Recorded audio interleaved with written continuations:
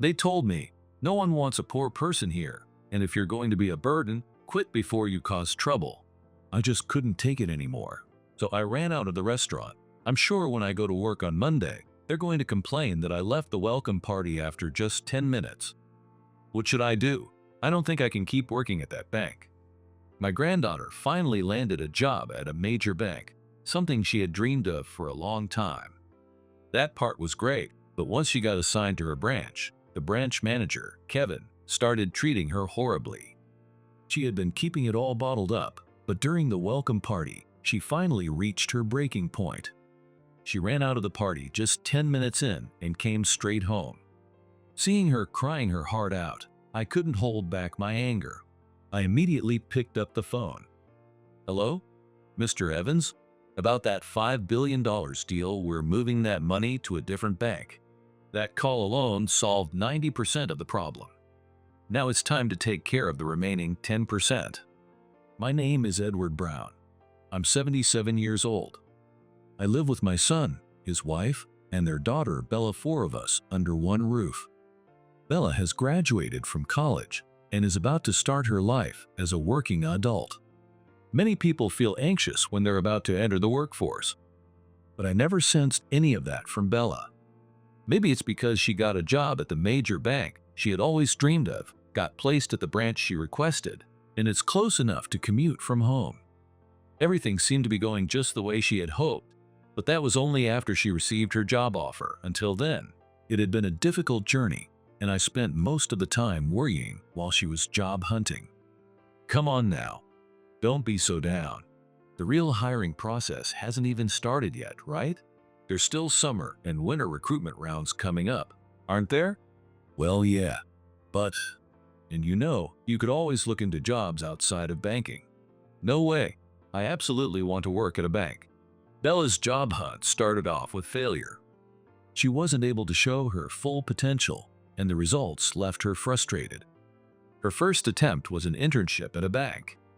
That led into early recruitment screenings, but it only ended up showing her how tough job hunting and adult life could be. Her goal was to work at a bank. And not just any bank, her top choice was a major one, so the bar was set high. At the internship, most of the other participants were from elite universities. I'm not trying to make a big deal out of academic backgrounds, but if you can get into a top-tier school, it means you've got the skills to back it up. Compared to them, Bella was average. She said she really felt the difference between her abilities and those of the other students during the internship. That's why she came to realize just how high the hurdle was for landing a job at a bank.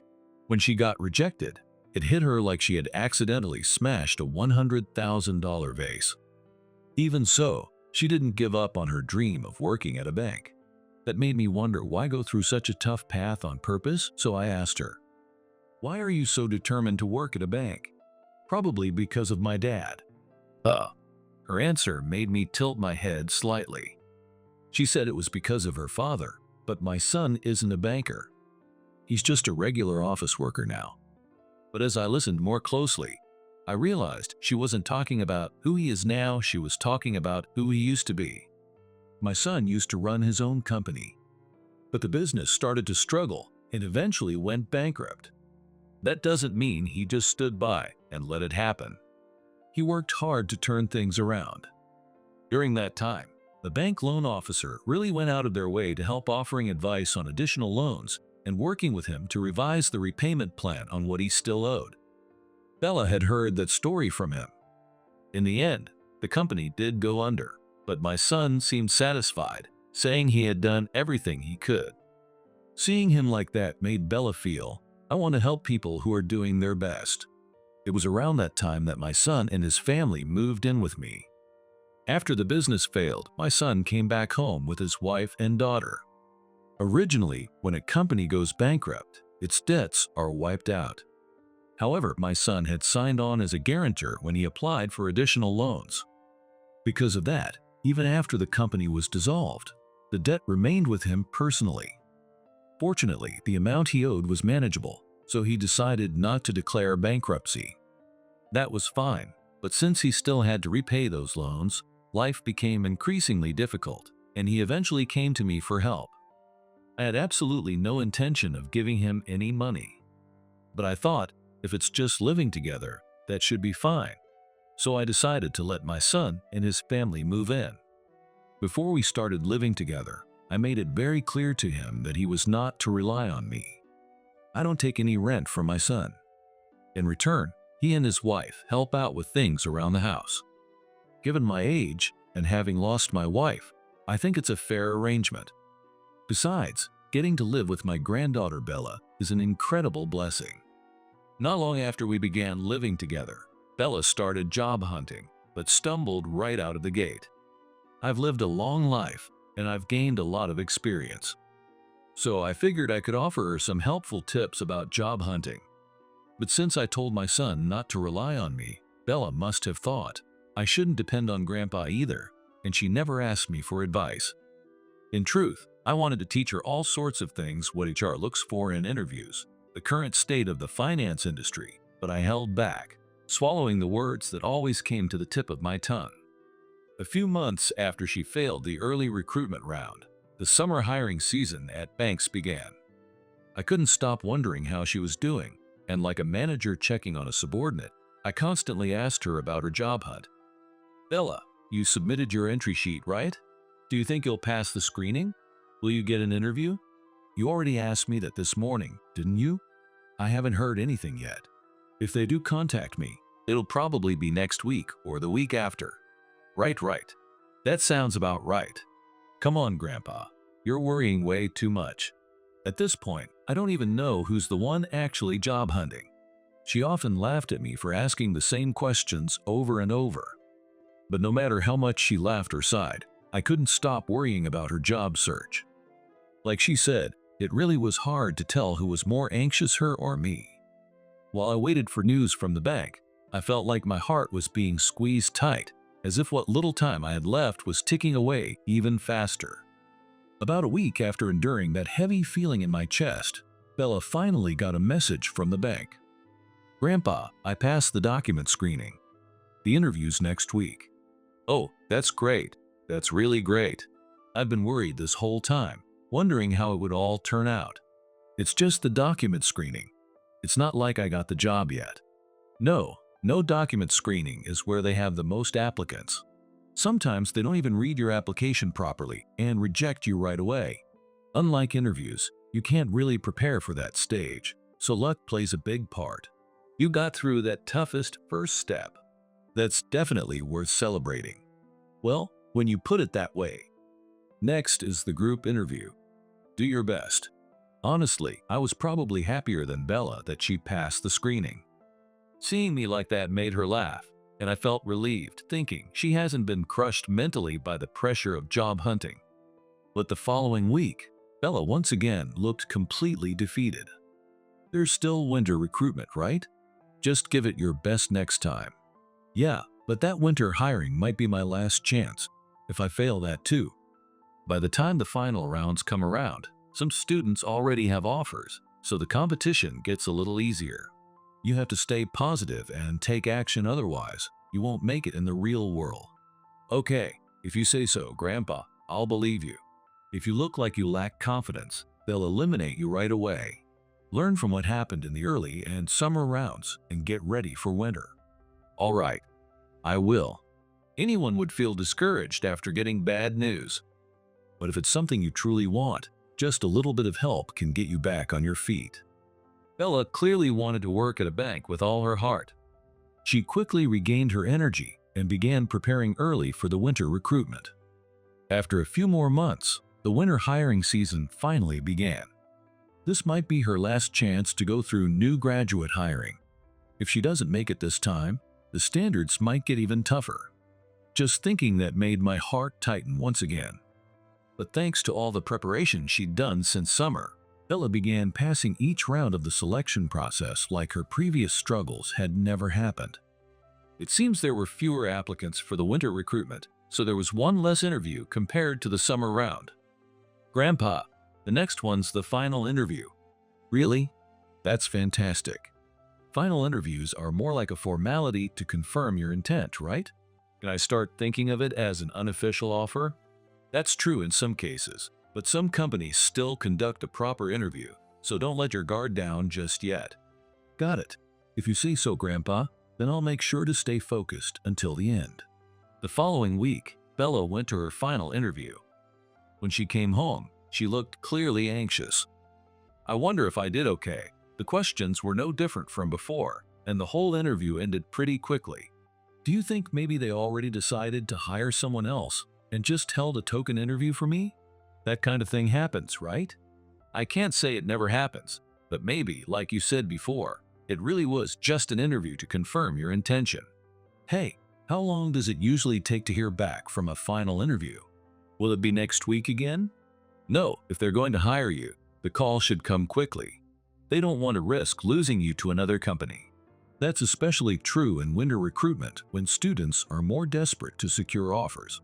Your interview was in the afternoon, right? Then they probably discuss the results afterward, and you'll likely hear from them tomorrow.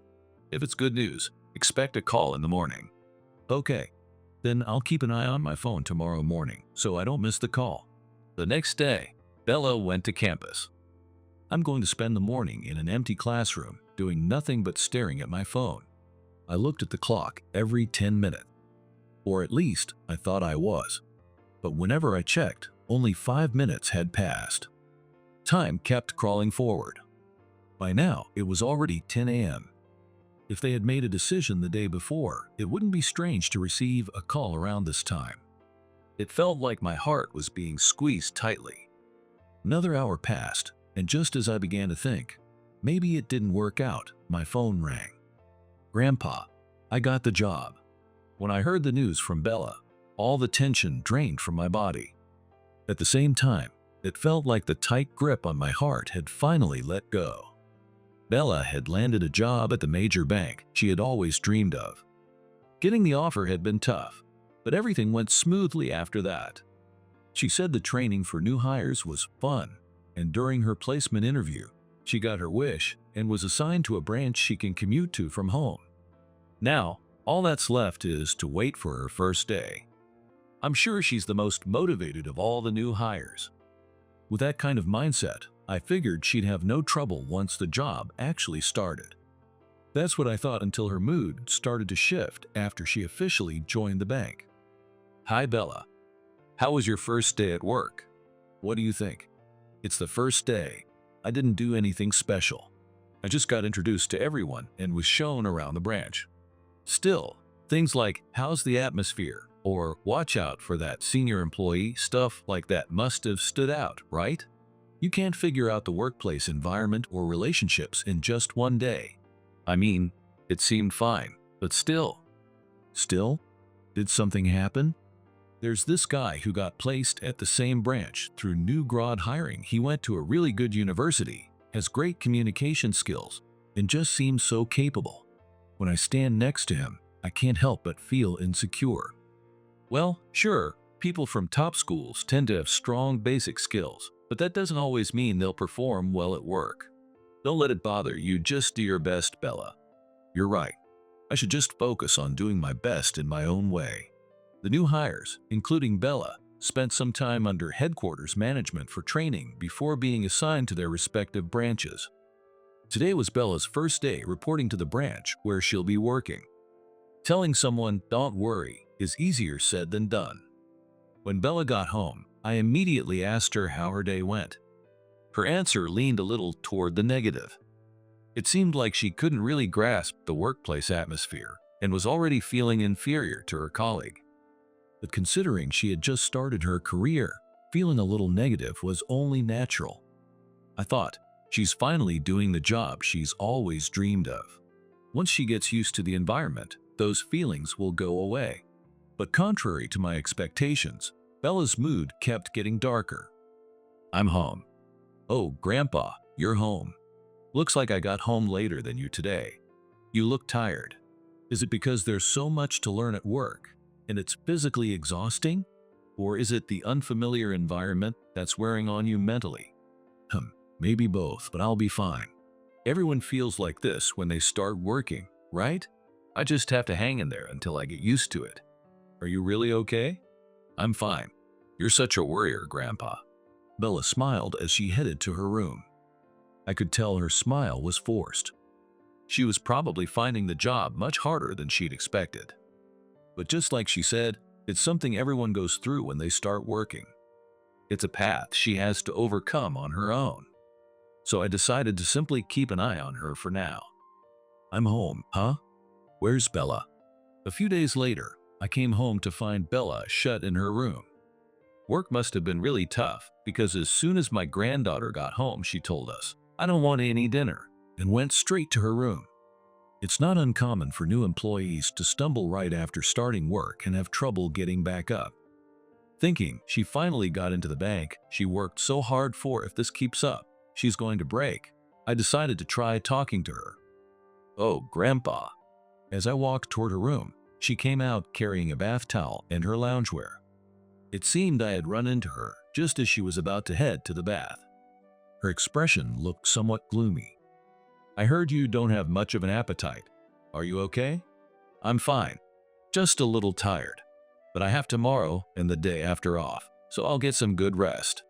"You're not pushing yourself too hard, are you? If something's wrong, you can talk to me." "What do you mean, something? I told you I'm fine." "Honestly, Grandpa, you worry too much." She gave me another forced smile and walked toward the bath. It was clear she still didn't intend to talk to me. She was probably applying the same "don't rely on me" rule I had set for my son to herself, thinking she wasn't allowed to depend on me either. Her typical hardworking and serious personality seemed to be working against her. Trying to force a conversation out of her would only backfire. If I pushed too hard, she'd probably just keep saying, "I'm fine," thinking she had to solve things on her own or that I was worried for no reason. Timing was going to be key if I wanted to hear what was really going on. So I decided to wait for the right moment to talk to her. But I later came to regret taking such a relaxed approach. "Welcome home." "Ah, thanks. Already heading to your room?" "Yeah. I want to review what I learned today and take some notes. There's still so much to remember." Bella forced a tight smile and headed to her room. Her energy seemed to be fading more and more each day. It was like watching a candle burn down, the flame growing weaker and weaker, about to go out at any moment. Still, I saw a glimmer of hope for her recovery. "Bella, the welcome party's tomorrow, right?" "Yeah, after work tomorrow, they're having a welcome party for me and another new hire at a pub. You'll probably get a chance to talk with people you haven't really spoken to yet, so try to chat with as many as you can." "Okay, I will." About 2 weeks after Bella was assigned to the branch, they decided to hold a welcome party for the new hires. Since she had only just started working, she probably hadn't interacted with many people at the office yet. There were likely even some she hadn't spoken to at all. If she could find someone trustworthy among them and start opening up, it might improve her situation. I had a small hope riding on that welcome party. And if things didn't get better even after the party, then I was ready to step in as the overly involved grandpa, push a little if I had to, and give her some advice on how to handle work. However, that welcome party ended up delivering the final blow to my granddaughter. "Have a good day. Do your best today." "Grandpa, you're staying home today?" "Well, I'm getting older. I've decided to cut back a little." "I see. You really should just retire already. Anyway, I'm off." I watched Bella leave for work, covering my worried expression with a smile as I saw her off at the door. Once she stepped out, I sank heavily into the living room sofa. I hope the welcome party leads to some kind of positive change for her, I thought, and with that, I felt a tight squeeze in my chest. By the time afternoon came around, I found myself glancing at the clock more and more. She's still at work. Before I knew it, I was checking the time every 10 minutes. 6:30. The welcome party should be starting around now. As the evening progressed, every glance at the clock had me wondering things like, she must be finishing work around now, or they're probably gathering at the restaurant. It's past 7:30 now. The welcome party's probably turned into just another drinking session by this point, and they've forgotten all about the new hires. I kept imagining what the atmosphere at the party might be like. But none of those thoughts could have been more wrong. Suddenly, I heard the front door unlock, followed by the sound of someone rushing down the hallway. The footsteps headed straight for Bella's room. Huh? Wasn't tonight the welcome party? It's only a little past 7:30. Her commute is about an hour, and the party was supposed to start at 6:30. Does that mean she came home after just 10 minutes? Was it canceled? As I listened to the heavy footsteps, all sorts of questions flooded my mind. Something must have happened. I decided to go check on her. Hey, are you all right? What happened? When I reached her room, I realized for certain that something was terribly wrong. I could hear crying coming from her room. It was so loud, it passed right through the door without any effort. This wasn't the time to worry about whether it was the right moment to talk or whether she'd be upset if I entered. I'm coming in. Without waiting for her permission, I opened the door and stepped inside. Bella was sitting on the floor, leaning against the bed, sobbing uncontrollably.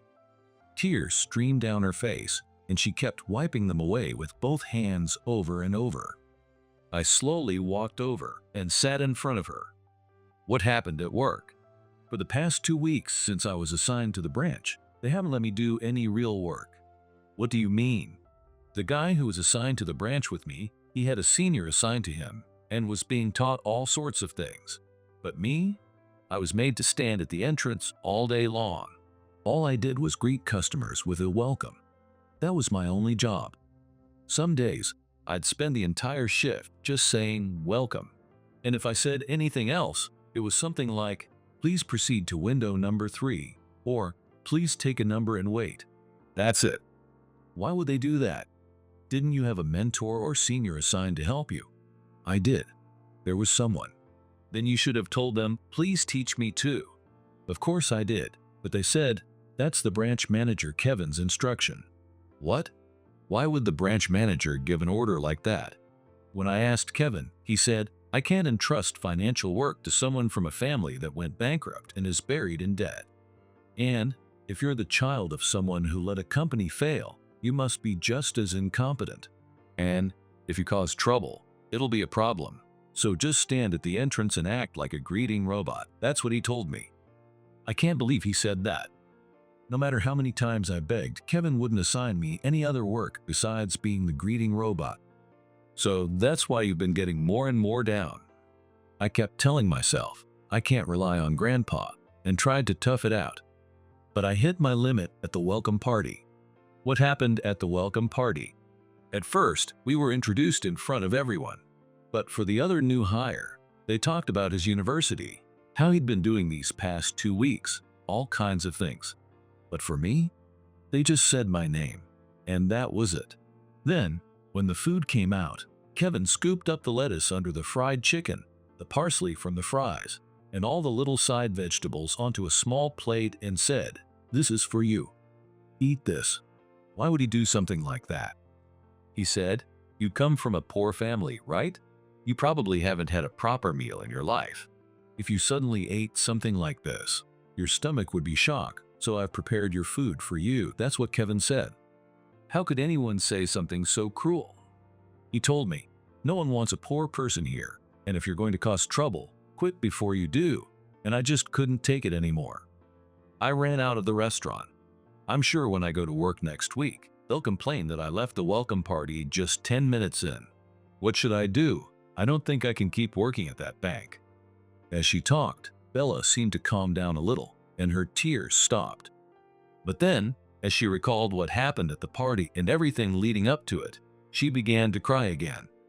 Seeing her like that filled me with anger, not just toward Kevin and his outrageous behavior, but also toward myself. Why had I waited so long, thinking I needed the right timing to talk to her? If this was how things were going to turn out, I should have pushed her to open up much earlier. Determined to resolve this immediately, I took out my phone and made a call. Hello? Mr. Evans? About that $5 billion account, we're moving those funds to a different bank. Bella looked at me with a guilty expression. She probably felt bad for breaking the unspoken rule of not relying on Grandpa. But that rule was something I had set for her parents, not for her.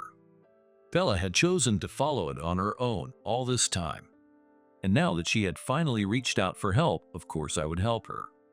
I finished the call after making my point. That alone should resolve about 90% of the issue. About an hour later, the doorbell rang. It was just before 9 p.m. Since it was someone here to see me, I went to answer it. I deeply, sincerely apologize. When I opened the door, a man was already bowing his head low. I had a pretty good idea who it was, but I decided to confirm anyway. "You must be Kevin? My granddaughter seems to be in your care." "Ah, no, I mean, Though Kevin had come charging over to apologize, he couldn't seem to form his next sentence. I figured I'd need to guide the conversation for him. "Did they tell you who I am?" "Yes, someone from headquarters called me. You're Edward Brown, Bella's grandfather. The chairman of a holding company involved in energy, real estate, restaurants, retail, and entertainment." "That's correct. Anything else they told you?" "Our bank recently created a new investment fund to improve our asset management capabilities. The goal is to raise $5 billion. And your company has already entrusted several $100 million to that fund, right? Technically, it's company money. When that fund was established, your people approached us. We plan to use it as one tool for managing employee pensions, asset building, and capital procurement. But now that I know someone like you is working at that bank, I no longer feel I can trust it. So I've decided to move the funds elsewhere. I've known Mr. Evans for many years. Of course, neither of us started out in high positions. Back then, my company was smaller, and he was just a branch manager. He worked his way up assistant manager, then into a head office role, rising rapidly through the ranks. And whenever I had financial concerns, I always turned to him. Our relationship goes all the way back to his time at the branch, so we've stayed in touch ever since. This recent investment opportunity, though, was something he approached me about. He asked me personally, "We've just set up a new investment fund. Could you place as much capital into it as possible?" Because it was brand new, most investors were hesitant and taking a wait-and-see approach. By having our company make a large investment, the word would spread a major company is investing. They've put in hundreds of millions, and that would encourage other businesses and investors to start paying attention. That was the strategy. Since I owed them for all the support I'd received over the years, I decided to go ahead with the investment. But after what happened with Kevin, I decided to withdraw all of it. Once we pull out, people will start saying, "A major company just backed out," or "hundreds of millions disappeared from the fund overnight." That kind of negative buzz could scare others off or even lead them to withdraw too. And if that happens, the man who caused us to pull out Kevin might end up facing serious consequences. That's why, after receiving a call from headquarters, Kevin had rushed out of the welcome party and come straight to my house. "You looked into Bella's parents, but didn't bother checking up on her grandfather, did you?" "What? Did you think just because her father failed at running a company, the rest of us were nothing special? Or did you assume I was just another retired old man coasting through my golden years because I'm in my 70s? Sorry to disappoint you. I may have cut back on how often I go to the office, but I'm still the chairman and very much active." "Why? Why didn't you say anything about who you were?" "Bella never mentioned a word about it." "That's because Bella was trying to honor the 'don't rely on grandpa' rule. If she told people who I was, their attitude toward her would have changed. And she probably thought that counted as relying on me. That's why she kept it to herself. And if she was deliberately keeping that a secret, there's no way I was going to say something like, 'My granddaughter's applying, so please look after her.' I hadn't even told her that I had ties to her bank. No way. The president of the bank I got a job at just happens to know my grandfather? What are the odds? Is it really that shocking? I mean, not to sound full of myself, but our company's a decent size. It's only natural for us to rely on a major bank we can trust. And there are only a handful of major banks in Japan. On top of that, your goal was always to work at one of them. When you think about it, it's not all that unlikely. If there's a coincidence here, it's that you happen to choose banking in the first place. I sincerely apologize for how I treated your granddaughter, so please, Is there any way you might reconsider withdrawing the money? Oh, so you're apologizing now? You really think that's all it'll take? You made my granddaughter cry. Now it's your turn. I'm moving the money to another bank. That's final. Please, there must be something. I'm moving the money. That's final. I beg you. I'm moving the money. That's final. I decided to become a robot who only repeats the same line. After realizing that no matter what he said, the answer wouldn't change, Kevin gave up on trying to persuade me and staggered away like a drunk. As I turned around after locking the front door, I saw Bella standing there. The bank will handle the rest from here. I'm sorry I relied on you, Grandpa. What are you talking about? You're my granddaughter. It's only natural for you to rely on me. In fact, I want you to. That makes me happy. When I smiled, she gave me a small, apologetic smile in return. After that, Kevin was formally demoted for his inappropriate conduct toward Bella. According to the bank's internal investigation, he had been trying to force her to quit. It turned out Kevin had only recently become a branch manager. Once in that position, he apparently started dreaming of bigger promotions. And his idea for achieving that? Push out anyone he thought had lower academic or professional ability. He believed that if only high performers were left, the branch would produce better results. That's why Bella, who hadn't gone to a top-tier university and whose father had once gone bankrupt, became one of his targets. Of course, he couldn't just fire someone without cause. So instead, he treated them so poorly they'd feel forced to quit on their own. Bella wasn't the only victim. Kevin had treated several other employees the same way he treated my granddaughter, trying to drive them out of the bank as well. Others had sensed what was going on, but because it was Kevin, they were afraid they might become targets themselves, so they couldn't speak up. After my granddaughter's case became public and Kevin was officially demoted, the other victims began to speak up, saying things like, "I was treated the same way," or "I saw it happen with my own eyes."